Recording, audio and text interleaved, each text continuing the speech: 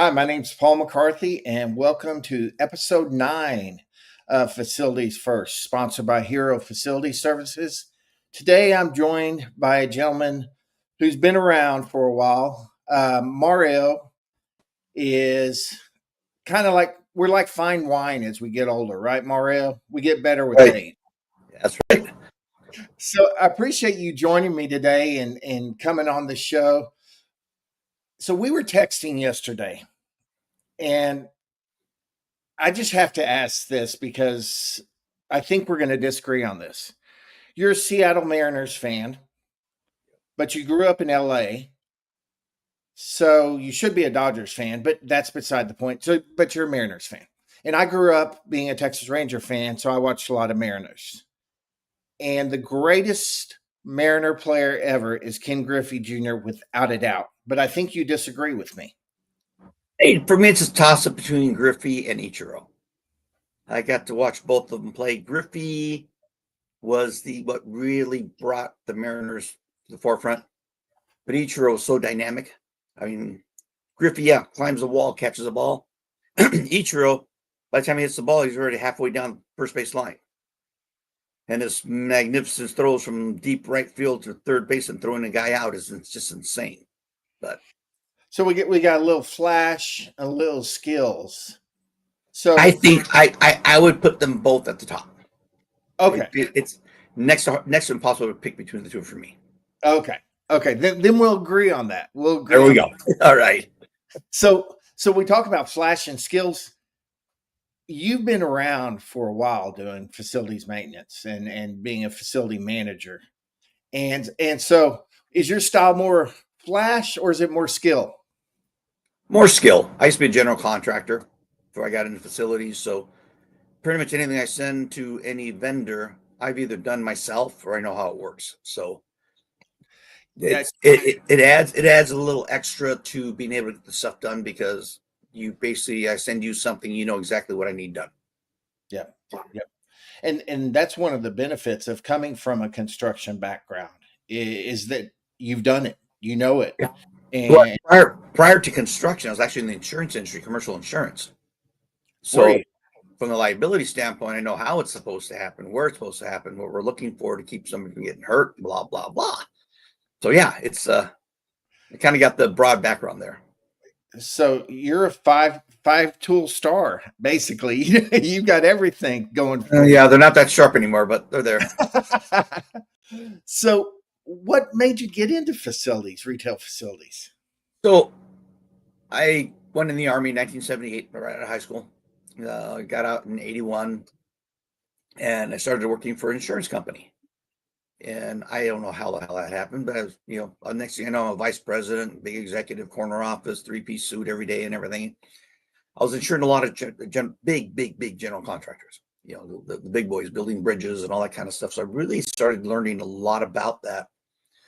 I reached a point, I moved to Seattle in 86. But after 2 years being here, I realized this life is not for me. I mean, I was basically 30 years old and about ready to have a heart attack. The stress was just amazing. And I thought, you know what? I'm gonna take a little time off. Had some money saved up.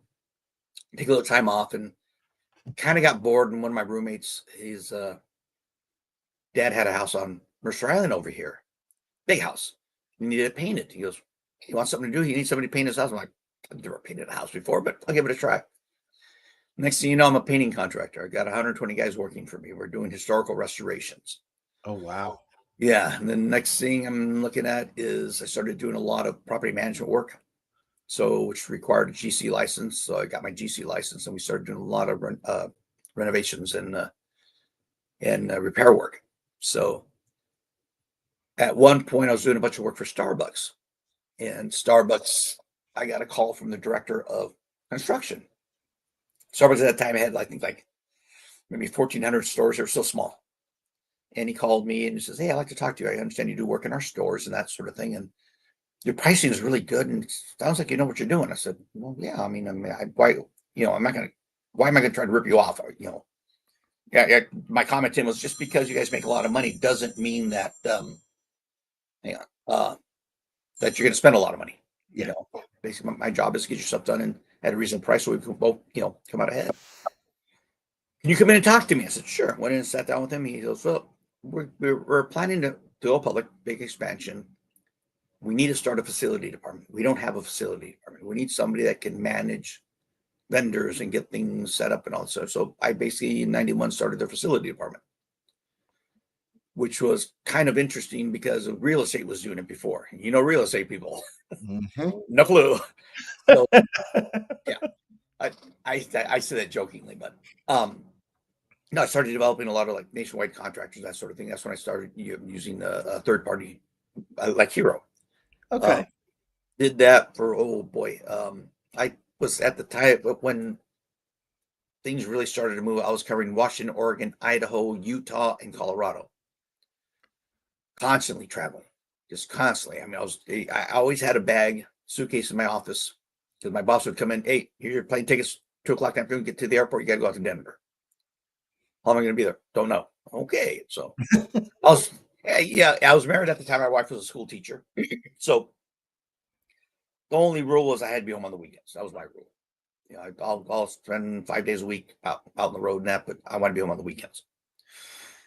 Then we decided it was time. We wanted to have kids after about 12 years. Let's have kids. I mean, we're at the point where, I'm no longer doing all these crazy things. And she used to take the summer and she helped start an orphanage in Ethiopia. So she would go to Ethiopia for the summer every year. Oh, wow. Yeah, we kind of reached the point. It was like, you know what? It's time to start a family. We've got all this stuff out of our system. And at that point, I realized that if I'm going to have kids, working at Starbucks at that time was just not going to work because I've gone too much. So, decided to leave Starbucks, and I started up my little company back up again. And Starbucks contracted with me to do all the work in the entire state of Washington. Good money, really good money, but you're available to them 24/7. Mm. About a year and a half, I was like, I just can't do this anymore. I need to go work for somebody. I mean, I have a kid; he's a year old. I need to go work for somebody. Just a regular job. I mean, it's like could be all saying that a regular job. Oh my. And basically I can't remember who I want to go work for. But basically started facilities. I did after Starbucks. See, who was it? Premier Blue Cross. Okay. In Washington, they have a huge complex and they're doing a massive remodel. One of the guys that worked at Starbucks was now there over there. It was like the director of facilities and hired me to manage the rebuild process and the whole deal. So I've worked for Microsoft about 4 years. Worked with ABM doing all the high-rise window washing in downtown Seattle. Been on top of every building there and hanging off the side of the buildings because I don't expect somebody to do something I won't do. So I learned window washing. I don't want to do it, but I figure they can't complain if I'm doing it too. That very good point. Very good You point. lead by example. Yeah, and then I went to go work. I got recruited by one of the counties up here because they had no facilities, and they were growing really. I mean, a lot of REIT money in that. So they hired me to become the director of facilities and operations. Lasted about 2 years, and I thought I can't do. I mean, government work, not for me. I'm sorry. It's like I could not believe what's the word I'm looking at? I'm trying to be tactful. I couldn't believe how they spent money just foolishly. Used to drive me up. Oh no, you have to pay that. It's 10,000. We can get it done for 3,000. No, the quote guy was 10,000. You have to pay this guy 10,000. I'm like, are you kidding me? So that was hard for me. So I left that, and I actually got hired by one of the local banks up here. They had 15 locations, and they hired me to not realizing it was kind of a setup. They hired me to get things. All their buildings were old and falling apart, to get everything cleaned up and everything. So about 2 years in, and one day they come into my office and said, well, we have to let you go. Okay, why? Well, I mean, everything's done and we just can't afford you anymore. It was a big, turns out they were selling the bank. I knew where all the skeletons were. So in doing that, they had to not have me around. So they sold the bank. But and then I went to go work for my current employer, an international thrift store for profit. Been there since 2016. Yeah, 2016. Last year I left for about 9 months because I just kind of hit a point where it's like I want to try something different. And they didn't post my position. Then they did last December. I got a call if I was interested in coming back. I said, sure, why not? So it made me a really attractive offer. Came back and basically took over the region I had before. So I've pretty much been at this place since 2016. So Nice. yeah. Well, I'm gonna test your memory. If you could go back to first year Mario in facilities, what was the hardest part of the job back then? When I first started in facilities, I would have been with Starbucks, started in the department. Hardest part was finding qualified vendors. They did a lot of the stores used to call in the phone book where a plumber, toilet's clogged. Plumber comes in $2,000 later, they put a new toilet in. Why would you do that? So I actually developed quite a few relationships with outfits like yours, like Hero, that can do multiple stuff like that. Hardest part I would say was trying to get facilities is a department that costs the company money. Mm-hmm. All the stores run on a P&L. Store managers don't want to spend any money because it's going to affect their P&L or their P&L. But if it's broken and somebody might get injured, we got to spend the money, take care of your store. Yeah. If you're not cleaning it, we're going to have to replace a bunch of tile. The ground goes bad. I mean, stuff like that. Hardest part was the response from the people who you are responsible for. I would explain to them, look, I don't design them. I don't build them. My job is to keep them standing. Yeah. So if your door is not working, like show up the store, why are your doors middle of summer? Why are your doors propped open? We need fresh air. Okay, you do understand that your HVAC system is bringing in 40% fresh air. And when you have the doors open, you're trying to air condition the parking lot and you're freezing up there. I try to explain this to them. I learned the best approach is to explain to them in detail what is happening, why it happens, rather than say you can't do that. Yep. And they're like, well, why not? So explain, look, you keep the doors open. You're trying to air condition the parking lot. It's 95 degrees out there. This thing's running at full tilt. It freezes up. That's why you suddenly have no air and water starts leaking from your ceiling. And that's, Mario, that's one of the things I've seen in a shift in the facility managers is it's become a lot more about education of the operators. Yep. And that's, I think that's invaluable because when you tell them the why, when you tell them the reasoning behind it, it sticks rather than just saying, don't prop the door open. Yeah. I currently cover Washington, Oregon, California, and Idaho. And every year I visit each one of those stores at least twice a year. Southern California is probably the most difficult because there's so many stores there. It's probably our biggest area. And when I go to a store, I literally will sit with the manager for an hour and just go over everything, answer any of their questions, and that's show them. We do a walkthrough, show them what I'm looking for. The reason we're going to fix this is because somebody get hurt. I had to explain to them. They're like, oh, didn't realize that. The thing about it is they're busy trying to sell things. And I always tell them, look, your job is not to worry about whether or not this needs to get fixed or not. That's my job. Your job is to sell things so I can get paid. My job is make sure you have a store that you can do that safely. Yep. So I don't provide you that. You're not making sales. I'm not going to get paid. Again, I do this for a living, not for fun. So one of my most common asked question to guests on here is they always have what I call a war story. One of those service calls that they will never forget. And in your vast time in the facilities world, give me your war story. What's the one that you'll never forget?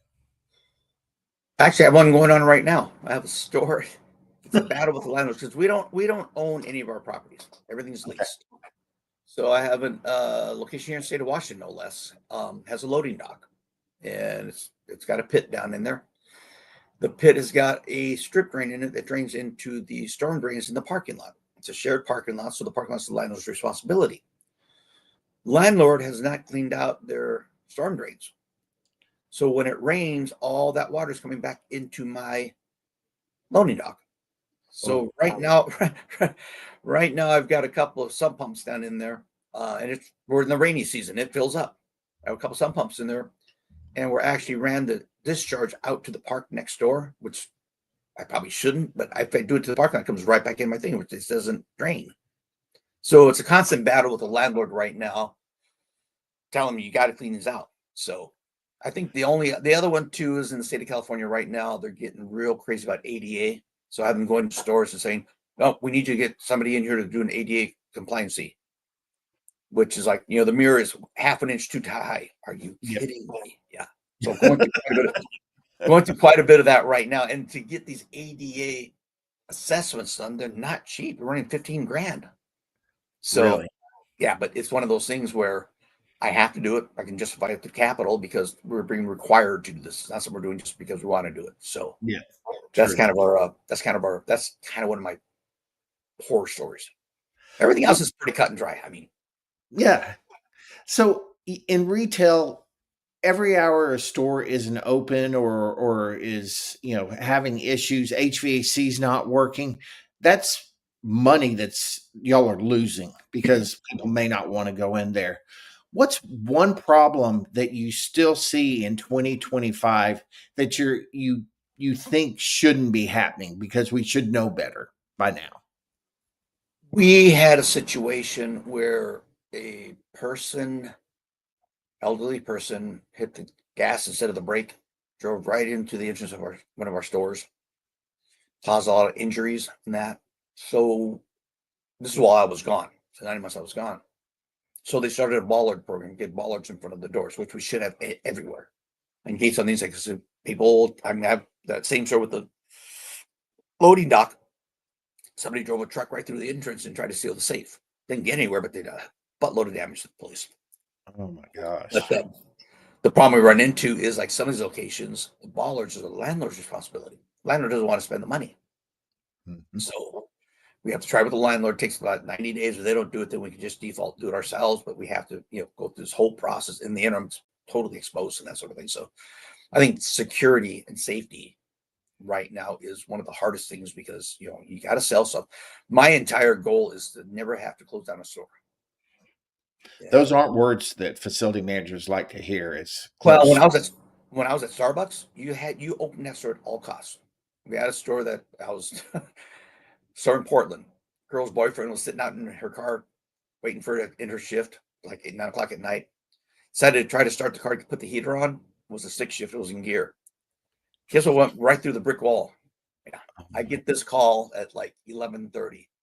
It's like, oh crap. So I'm on the phone calling vendors. I'm driving down to Portland because that store has to open in the morning. So we would set up a temporary, get this closed up. Let's move the machine out here. You have to be able to, the store has to open. Tell you what, Starbucks, the store doesn't open, you are in deep trouble with the public. They are so used to getting their coffee. It's a routine thing. Oh my gosh. It's like, and they're not pleasant. They're not kind. They want their coffee. They have to have their coffee. So yeah, it's one of those things where we try really hard, unless there's like a fire and we have to. Yeah. I had a store in Northern California that was people set a fire out back to try to stay warm and kind of went into the building and the store was closed. And I think I got it back open in 2 days, which normally takes, it can take up to 3 weeks. But it's like, I mean, every vendor I had, they're doing something. I have a tendency of like on projects, instead of hiring a GC, I act as a GC. And I'll sub out all the different parts in that just because it's quicker, easier. I kind of in control. I'm not that I'm a control freak, but I got to get it done. Yeah. So Yeah. And I know from knowing you a little bit that you are very knowledgeable and that you really do develop relationships with your vendors. yeah, I And do.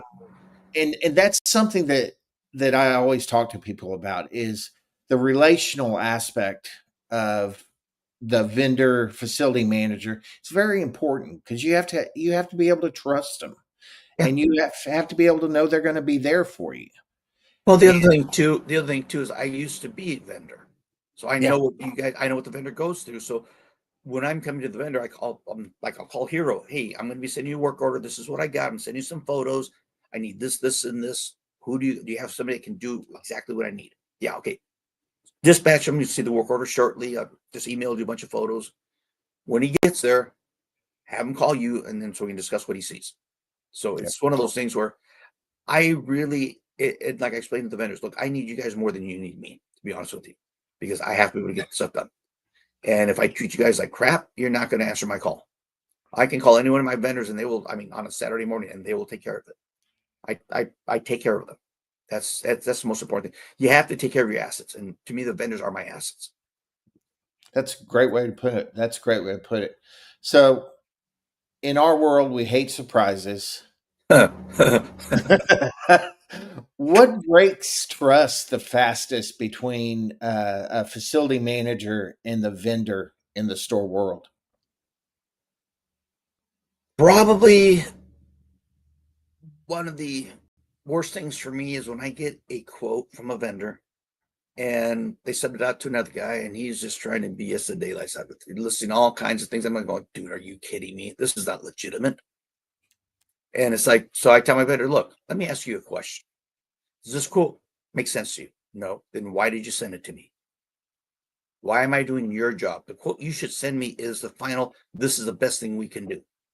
Now, if you guys don't know what you're doing and you're sending me a quote that doesn't make any sense just because that's what your vendor sent you, I don't need you. Yeah. You have to be able to qualify the quote you send me. I always tell my vendors, call me first before you send me a quote. Hey, our sub is saying this, that, and the other thing is what to ask for. No, tell them no, this is what it should be. Yeah. If you send it to me, guess what? You just wasted all my time. So Yeah. now I have to reject it and go through it. You guys have to go back out there.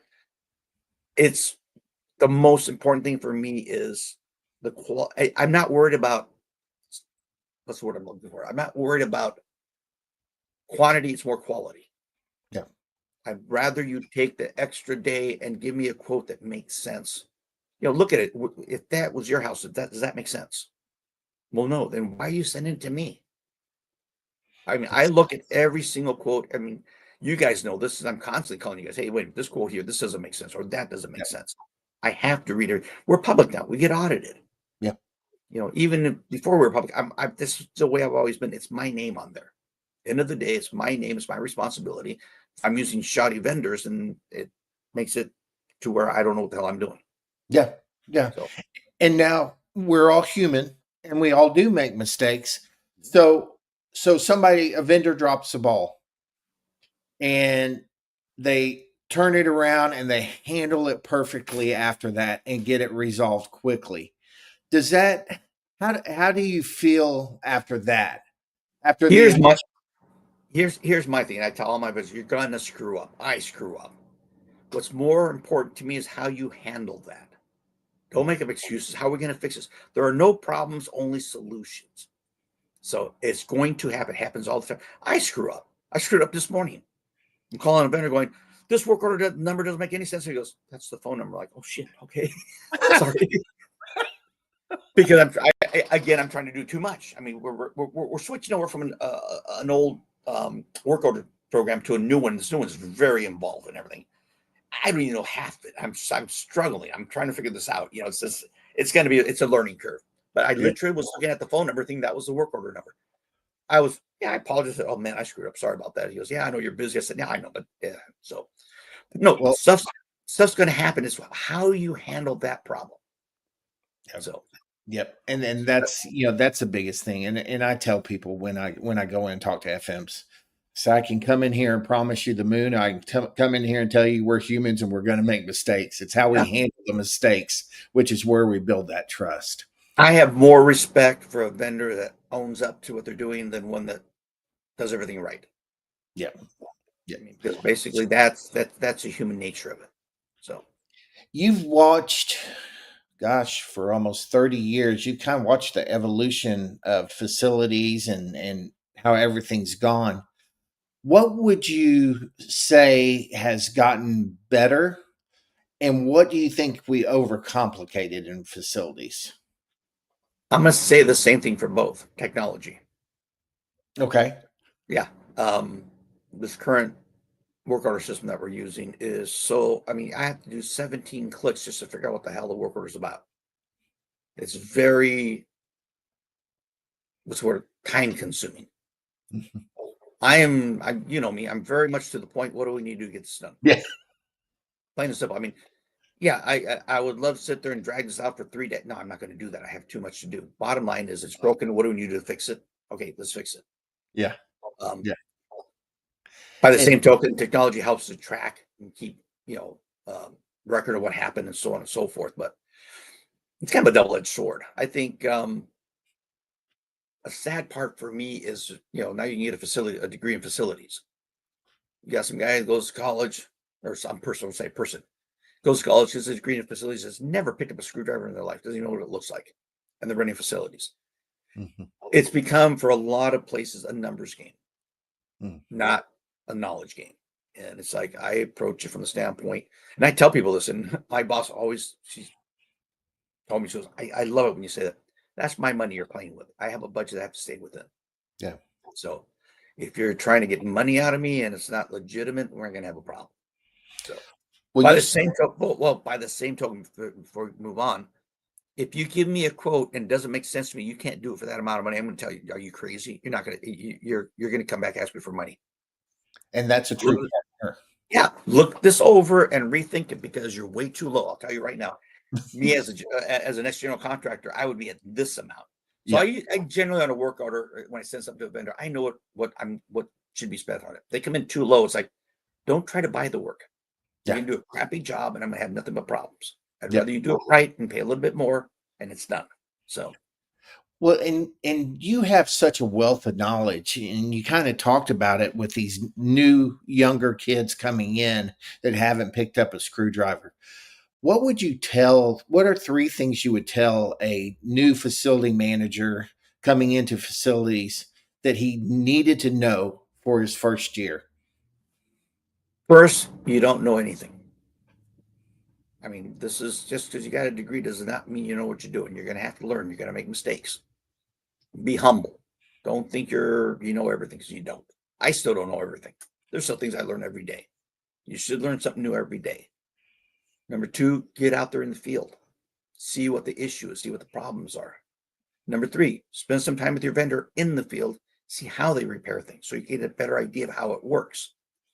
Whenever I sign on a new vendor, one of my requirements is I need them to go to a store with me so they can see what we have there. Because what we do is very unique. We're a retail store, but we also have production behind our stores. Mhm. We have forklifts, balers, compactors, 60 people running around, donations. I mean, it's crazy behind the scenes. Come with me so you can see, like, so you see, if my forklift goes down, this is why we're so insistent getting it fixed as quickly as possible, because without a forklift, we're dead in the water. We cannot process and we can't sell. So a lot of it for me is, as a new facility manager, learn what it is you're facilitating from the ground up. When I started with Starbucks, they wanted me to just go straight into facilities. I said, I can't, hold on, look, can we do something?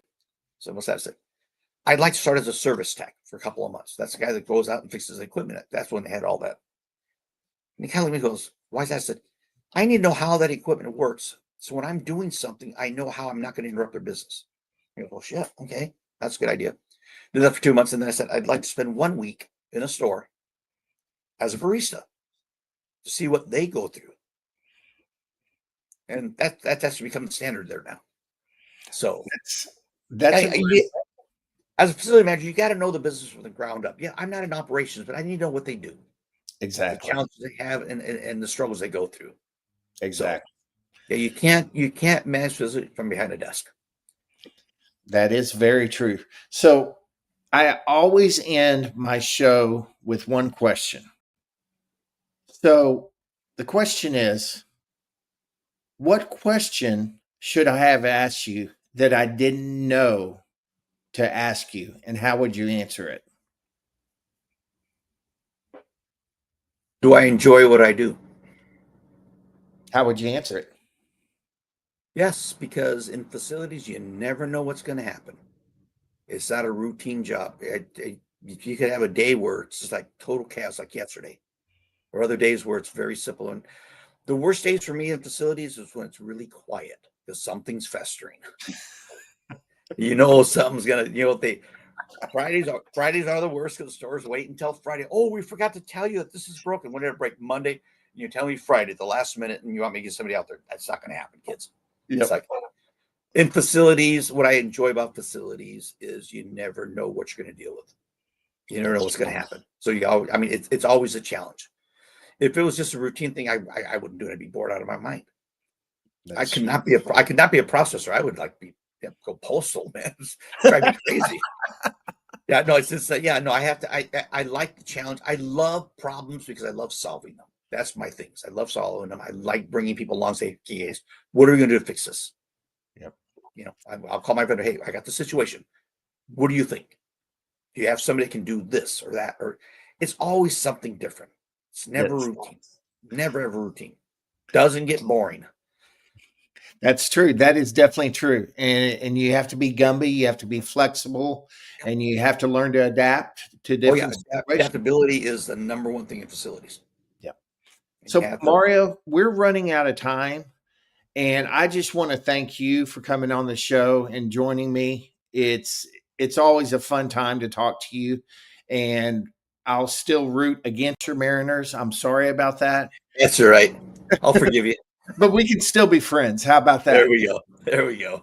Well, Mario, have a blessed day. And everybody out there, thanks for joining us on Facilities First. And we'll see you next time.